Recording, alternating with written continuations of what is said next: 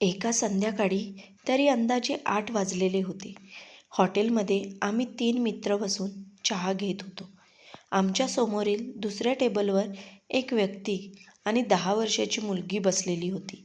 त्या व्यक्तीचा शर्ट ही फाटका होता. शर्टची वरची 2 बटणे गायब होती. मडकी पॅन्ट थोडी फाटकी, रस्ता खोदणारा वेट बिगार असावा. पण मुलींनी छान 2 वेण्या घातलेल्या होत्या. फ्रॉक जरा धुतलेला वाटत होता. तिच्या चेहऱ्यावर अतिशय आनंद आणि कुतूहल होतं. ती सगळीकडे डोळे मोठे करून फळफळत पाहत होती. डोक्यावर थंडगार हवा सोडणारा पंखा, खाली बसायला गुबगुबीत सोफा. ती अगदी सुखावलीच. वेटरने 2 स्वच्छ ग्लास थंडगार पाणी ठेवले. त्या व्यक्तीने वेटरला मुलीसाठी एक डोसा आणा असे सांगितले. मुलीचा चेहरा तर अजूनच खुलला. वेटर म्हणाला, आणि तुमच्यासाठी काय आणू? नाही नाही, मला काही नाही, फक्त माझ्या मुलीला एक डोसा आणा.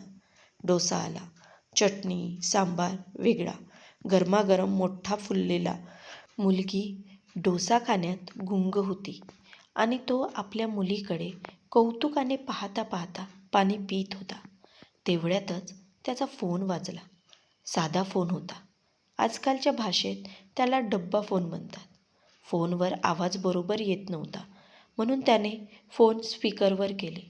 मग तो मित्राला सांगत होता, आज मुलीचा वाढदिवस आहे, म्हणूनच तिला हॉटेलात घेऊन आलो आहे. जर शाळेत तुझा पहिला नंबर आला तर मी तुझ्या वाढदिवसाला हॉटेलात मसाला डोसा खायला घालीन असे म्हणालो होतो. ती डोसा खात आहे. मित्र, छान छान. अरे, तू काय खात आहेस? मी काहीही बोलावले नाही रे. दोघांना हॉटेलमध्ये खायला कुठे परवडणार आहे? माझ्याजवळ फक्त एका डोसापुरतेच पैसे आहे आणि त्या पैशाचे मी माझ्या मुलीला डोसा खाऊ घालत आहे. आणि माझं काय? घरी पिठले भात आहे माझ्यासाठी. त्यांचे हे बोलणे ऐकून मी स्तब्धच झालो. बाप कसाही असो, श्रीमंत असो किंवा गरीब, बाप मुलीच्या चेहऱ्यावर हसू बघण्यासाठी काहीही करेल. हे सगळं बघून मला खूप आनंद होत होता आणि मी ठरवलं की या दोघांना मी मदत करणार. मी काउंटरवर चहाचे आणि त्या 2 डोस्याचे पैसे भरले आणि सांगितले, अजून एक डोसा आणि चहा त्या टेबलावर पाठवा.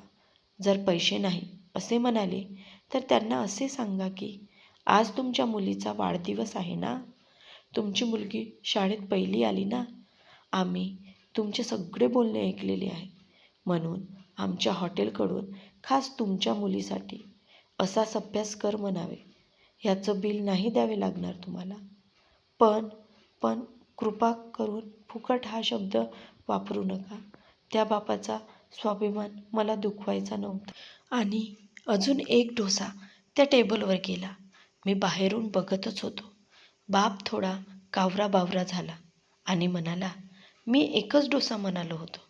तेव्हा हॉटेलचे मॅनेजर म्हणाले, ओहो, तुमची मुलगी शाळेत पहिली आली ना, हे आम्ही ऐकलेले आहे, म्हणून आमच्या हॉटेलकडून तुम्हा दोघांना बक्षीस. बापाच्या डोळ्यात पाणी आले. मुलीला म्हणाला, बघ, असाच अभ्यास केलास तर काय काय मिळतंय. बाप थोडा संकोच करतच वेटरला म्हणाला, हा डोसा बांधून द्याल का? मी आणि माझी बायको दोघं बी अर्धा अर्धा खाऊ. तिला कुठे असे खायला मिळते. मुलीमुळे आम्हा दोघांनाही हा डोसा खायला मिळेल. आणि आता माझ्याही डोळ्यात खडकन पाणी आले. बाप हा आपल्या घरच्यांसाठी किती हळव्या मनाचा असतो हे आज दिसून आलं होतं. आणि मी ते दृश्य माझ्या डोळ्यात भरून मी माझ्या घराकडे निघालो. मित्रांनो, तुम्हाला कथा कशी वाटली हे कमेंट्सद्वारे नक्की कळवावे. व चॅनलवर नवीन आले असाल तर आपल्या वीणा व्हॉइस मराठी स्टोरी या चॅनलला सबस्क्राईब करायला विसरू नका. आपण संपूर्ण कथा शेवटपर्यंत ऐकल्यामुळे आपले मनापासून धन्यवाद.